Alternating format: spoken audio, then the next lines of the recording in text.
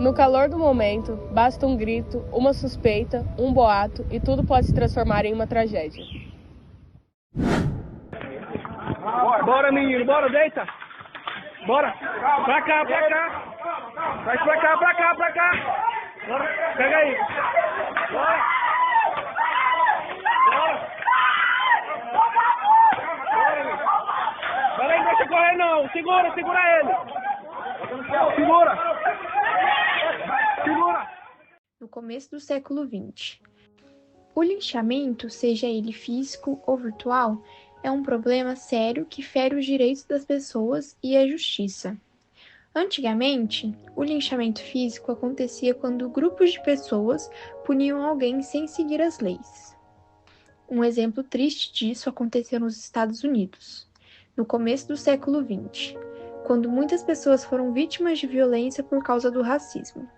Hoje em dia, o linchamento virtual é mais comum, principalmente nas redes sociais. Muitas vezes, alguém é acusado publicamente sem ter chance de se defender. Isso pode causar danos enormes à sua reputação e até à saúde emocional. Você já parou para pensar como uma simples postagem pode destruir a vida de alguém? Será que a justiça feita pelas pessoas nas redes sociais é justa mesmo? Como garantir que todos tenham o direito de se defender antes de serem julgados? E qual é o papel das redes sociais para evitar essas situações? Essas perguntas são importantes para entendermos que a indignação não pode virar violência ou humilhação. Precisamos aprender a respeitar o outro, mesmo quando discordamos. Afinal, será que vale a pena condenar alguém sem saber toda a história?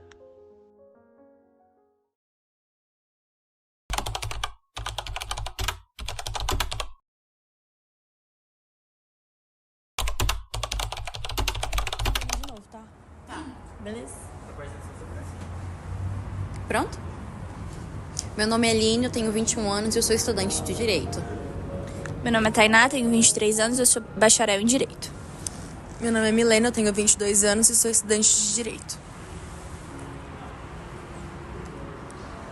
Você acha que linchamento é uma forma de fazer justiça ou é um crime como qualquer outro? Por quê?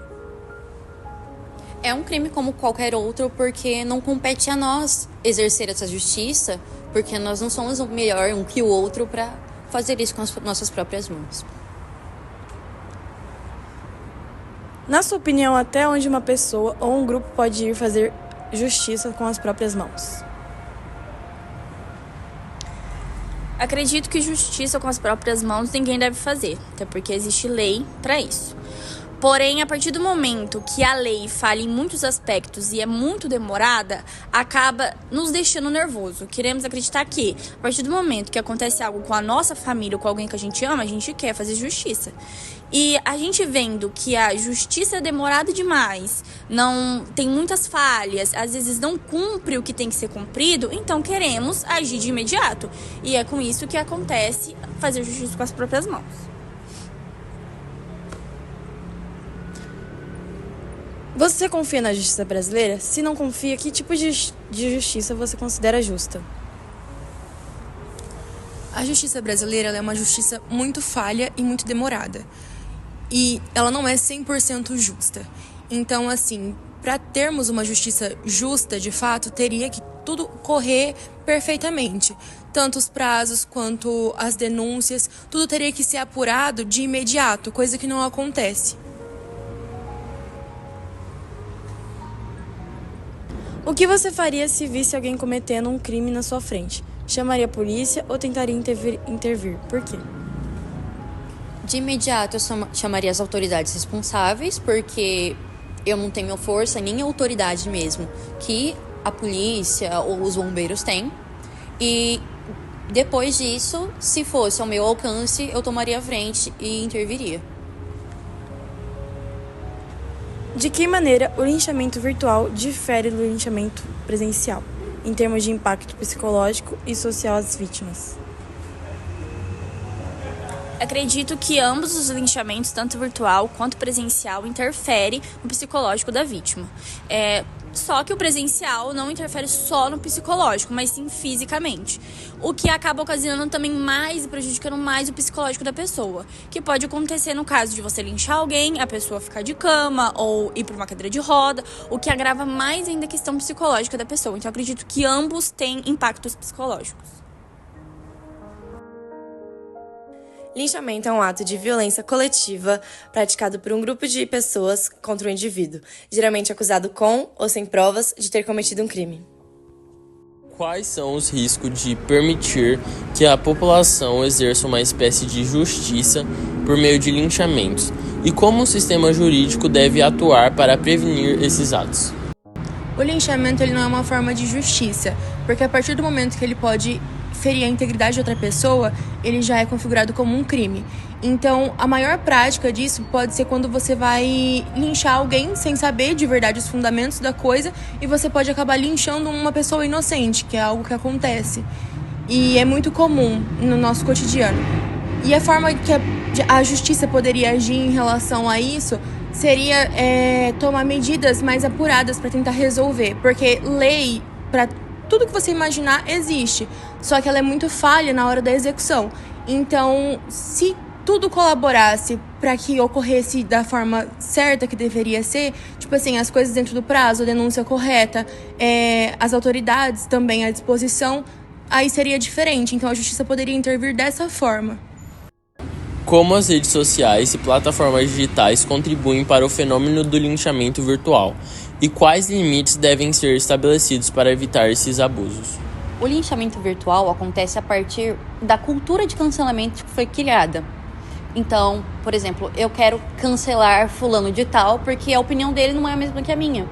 Então eu começo a causar na rede social, comentando em publicações dele, falando a respeito de um assunto que foi abordado em outra publicação, por exemplo. E a gente tem que impor limites a respeito também do que a gente publica e do que a gente comenta. Então, assim, tudo me é lícito, mas nem tudo me convém. Eu posso publicar tudo que eu quiser, eu tenho livre-arbítrio e a rede social permite, em casos que não viole a lei de proteção de dados. E também eu tenho que ter senso para não, tipo assim, a minha opinião é diferente da publicação. Eu não vou lá dizendo que eu não concordo com aquela opinião, eu guardo a opinião para mim mesmo. Isso a gente impõe limites para si mesmo e para o próximo também. Medidas legais podem ser adotadas para responsabilizar quem promove linchamentos virtuais, garantindo o direito à liberdade de expressão sem incorrer em difamação ou incitação ao ódio. Acredito que medidas já são tomadas, que são geralmente multas, né, quando é um linchamento virtual, mas acredito que tinha que abranger mais isso. Não ser só isso, uma multa ou algo desse tipo, tinha que ser penalidades maiores, que dessem medo, digamos assim, a quem vai praticar esse linchamento virtual. Aline, você já presenciou ou ouviu falar de algum caso de linchamento? Como você se sentiu diante disso? Eu vou ler um caso aqui porque ele é antigo e eu não tenho uma memória tão boa. O caso aconteceu em meados de 2014, em Guarujá, São Paulo, onde uma mulher, ela foi acusada de... de magia negra depois de um sequestro de uma criança ter acontecido. E vários moradores e pessoas da região a lincharam até a morte, porque acreditavam que ela fazia uma magia negra e que ela tinha sequestrado uma criança com essa possibilidade, que iam fazer magia negra com a criança. Só que isso não aconteceu, não passou de um boato, que veio através das redes sociais, onde ocorreu o linchamento virtual e ocorreu também um linchamento físico, vamos dizer. E levou à morte dela, de ter sido espancada por dezenas de moradores, por conta de um simples boato que era mentira. Então a gente tem que prestar muita atenção no que a gente compreende nas redes sociais, porque nem tudo é verdade, nem tudo é o que a gente entende que é.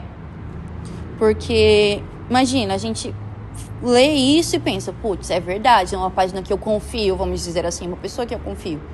Só que mentira, você vai lá, comete um assassinato, porque isso foi um crime.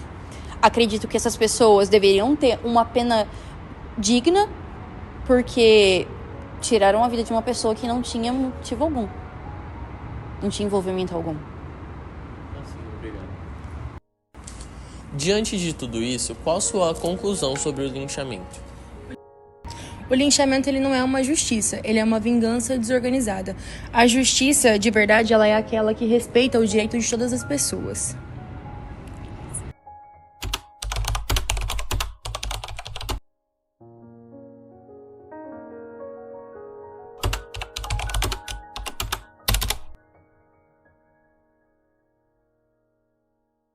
Bom, a legislação brasileira, ela tem limites para validar a reação de alguém. O que é validar a reação de alguém? Existe um instituto no direito brasileiro chamado legítima defesa. Significa o quê? Que uma pessoa que está sendo agredida, que está sendo atacada, pode se defender, fazer justiça com as próprias mãos. Tá? Nesse contexto, a legislação brasileira traz alguns requisitos para que você possa agir em legítima defesa. E quais são esses requisitos básicos? Para você poder agir em legítima defesa, primeiro precisa haver uma agressão, você precisa estar sendo agredido, ou você ou uma terceira pessoa, uma outra pessoa que você está vendo. Mas precisa existir uma agressão que esteja acontecendo ou próxima de acontecer. Tá? A partir disso, você tem que usar os meios disponíveis e moderados. Ou seja, você não pode de qualquer forma reagir. Então vamos lá, uma pessoa partiu para cima de você com um pedaço de madeira, não necessariamente você pode disparar uma arma de fogo contra essa pessoa direcionada para um órgão letal, por exemplo, uma cabeça, um coração. Então você tem que repelir. A grande chave dessa legítima defesa é repelir, afastar uma agressão que está acontecendo. E aí o grande limite é, quando você está agindo legitimado pelo direito, pela lei, agindo em legítima defesa, você tem que repelir, mas você não pode ultrapassar o limite. Vou dar um exemplo para vocês. Se você está agindo em legítima defesa, a pessoa vem para cima de você, você tem uma arma de fogo e você atira contra ela e ela cai e não te agride mais, a partir deste momento acabou a sua legítima defesa. Por quê? Se você continuar agredindo essa pessoa, a partir desse momento deixa de ser legitimado, deixa de ser legítima defesa e passa a ser o crime, seja de lesão corporal, se você agredir ela, seja de homicídio, se você matar a pessoa. Então, quando você fala em linchamento, quando você fala em reação popular, é muito comum as situações em que a população pega alguém que está praticando um crime de roubo, um crime de furto, amarra num poste e agride essa pessoa. Veja, até o amarrar no poste está legitimado. Um exemplo, claro. A partir daí, todo tipo de agressão já passa a ser crime. Então, se a pessoa ou se a população exagera, ultrapassa os limites nessa agressão, eles estarão praticando crime, seja de lesão corporal, seja de homicídio. Então, os limites ficam nessa circunstância.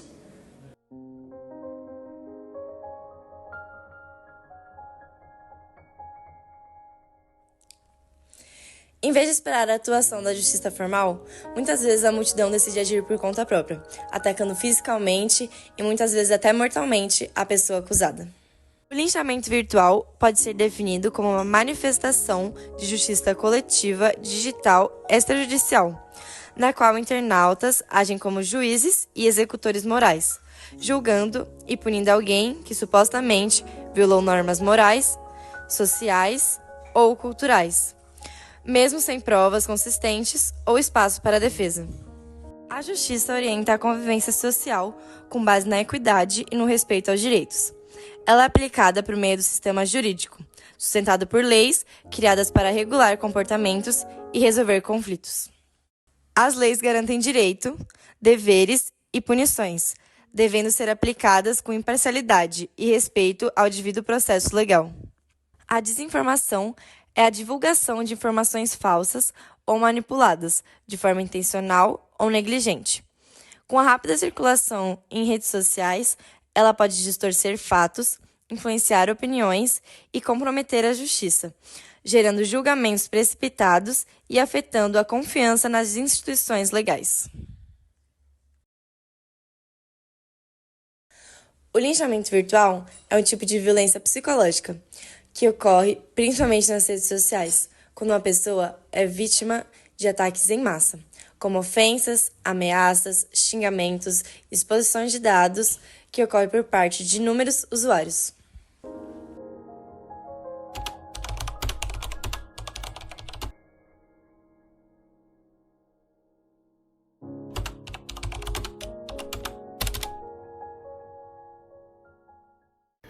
Olá pessoal, tudo bem?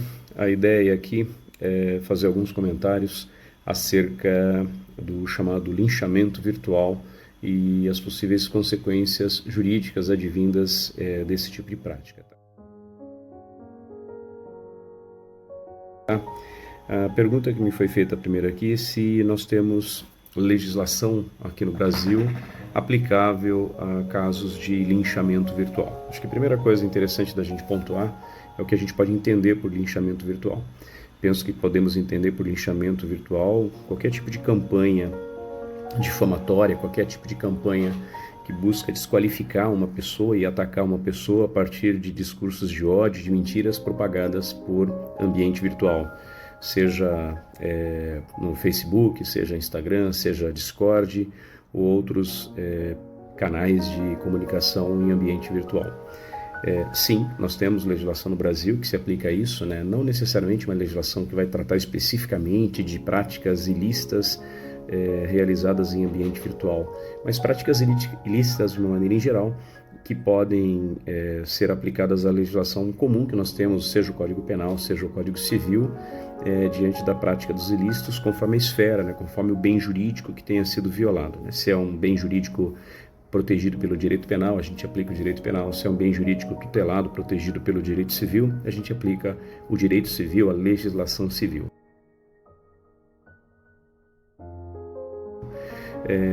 A vítima pode processar? Sim, obviamente a vítima pode processar. Não importa o ambiente em que alguém tenha um direito seu violado, se foi violado no mundo real, se foi violado no ambiente virtual, causando danos, violando um direito que cabe à pessoa, é possível buscar processar.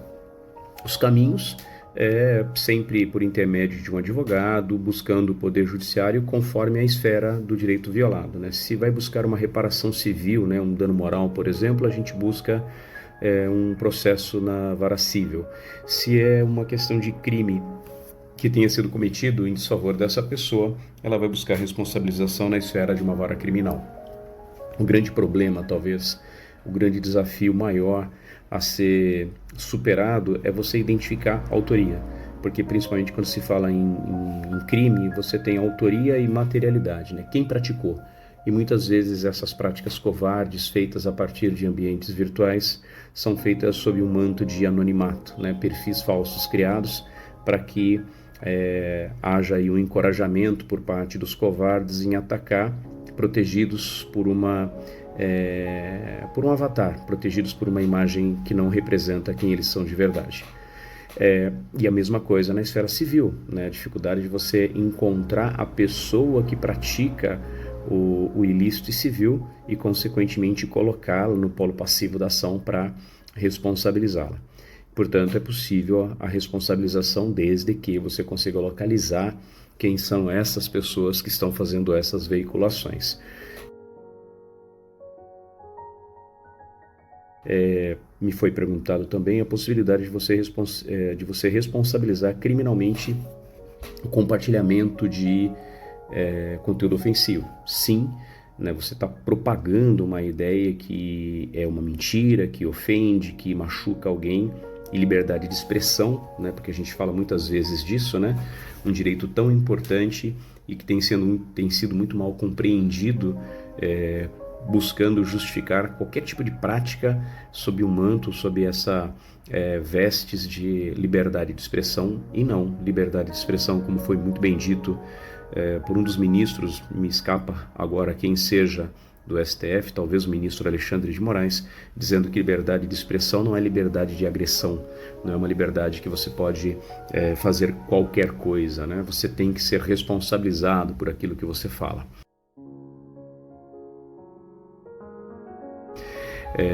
Me foi perguntado também se as plataformas elas podem ser responsabilizadas pelos conteúdos veiculados. E essa pergunta é muito boa porque agora, né, muito recente, dia 26, último agora de junho de 2025, o Supremo Tribunal Federal fixou a responsabilização das plataformas pelos conteúdos publicados por terceiros.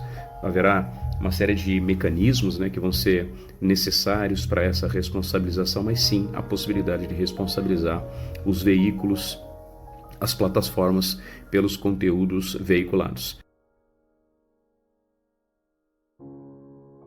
forma rápida para proteger alguém que esteja sendo vítima disso seria seria antes de tudo fazer um monitoramento constante daquilo que é publicado acerca da sua imagem, acerca da sua reputação em redes sociais. Esse é um trabalho que algumas empresas, alguns escritórios já prestam, inclusive, de monitoramento constante de uma determinada pessoa, de empresas, né? Isso tem um custo, então é mais complicado. Para as pessoas físicas, aí um cuidado de aqueles que têm, né, uma prática e uma vida inserida bastante em ambiente virtual, trabalhar ali no monitoramento, numa verificação constante do que tem sido dito acerca dos seus perfis.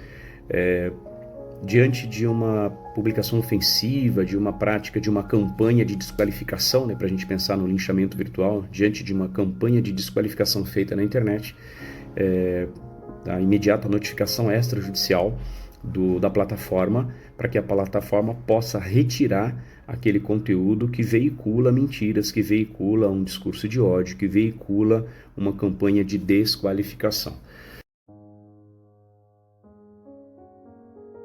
O que os pais e as escolas podem fazer diante disso? Me parece que a conduta dos pais e das escolas deve ser no sentido de uma conversa franca, aberta, alertando as nossas crianças, os nossos adolescentes dos riscos que existem, e são muitos que existem em ambiente virtual.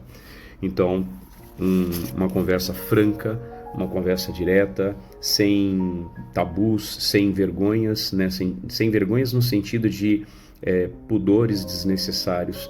Me parece que a franqueza, saber que são pessoas que têm os seus desejos, as suas vontades, os seus medos, e conversar claramente com as nossas crianças, né, os nossos filhos, os nossos adolescentes, para poder alertá-los dos riscos e das consequências daquilo que acontece nas redes sociais. Eu depois vou compartilhar com o pessoal que fez contato comigo alguns links desses referenciais que eu estou utilizando aqui, mas se vocês buscarem, por exemplo, na internet, um caso de 1994, percebo, bastante antigo, a internet ainda não era uma coisa num horizonte próximo, né? Nós temos o caso da escola base, talvez um dos maiores erros cometidos, porque a imprensa já divulgou, ainda no início da investigação, a acusação de supostas práticas de crimes praticados contra crianças dentro de uma escola. Depois que o inquérito se concluiu, tudo foi verificado que não passava de um equívoco, de mentira um pouco contado por alguns dos adolescentes, das crianças naquela escola. Só que quando isso se conclui, a escola já havia sido praticamente destruída, a reputação daquela família praticamente destruída, pichações que foram colocadas na frente da escola e na frente da casa daquelas pessoas. Então, né, um estrago feito de maneira irreparável, que sim, buscar uma reparação financeira diante disso, mas que se mostrou absolutamente ineficiente, né? Depois eu deixo o link para que vocês possam ler um pouco mais sobre isso. Nós temos também em 2014, né, estou citando alguns casos aqui talvez mais conhecidos, uma mulher que foi linchada fisicamente, né, materialmente, ela foi morta no litoral do estado de São Paulo, na praia do Guarujá, sob a falsa acusação de práticas de magia negra envolvendo crianças. Então, mais um caso em que a coisa sai apenas da fake news, ela sai do ambiente virtual, ganha o ambiente real, e essa mulher é morta brutalmente em 2014. E um caso bastante recente, que talvez seja de mais proximidade com o nosso público de agora, o caso do youtuber do PC Siqueira, que, salvo engano, tirou a vida em dezembro de 2023, também vítima de linchamento virtual, tendo sido feito várias acusações dele de práticas de crimes também voltados contra crianças, o que restou demonstrado no inquérito policial que inexistia, que não aconteceu. E uma pessoa que já sofria de alguma condição psicológica sensível diante desse massacre virtualmente que ele experimenta, acaba tirando a vida. Então, a importância, né, o alerta que a gente tem que ter diante dos riscos praticados a partir dessas campanhas de desqualificação feita em ambiente virtual. Beleza, pessoal? Forte abraço e continue.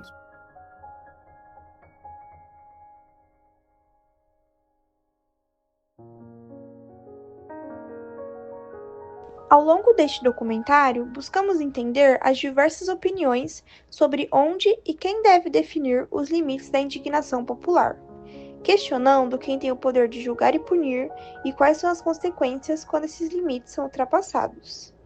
Vimos como, em diferentes contextos, essa indignação, quando desprovida de um processo legal, justo e imparcial, pode se transformar em uma força destrutiva. O linchamento, seja ele perpetrado com violência física ou com a velocidade e o alcance das redes sociais, representa um ataque direto aos pilares de uma sociedade democrática: a presunção de inocência, o direito à defesa e a igualdade perante a lei. Ele nos lembra que a ânsia por punição rápida não pode jamais sobrepor a necessidade de um julgamento justo.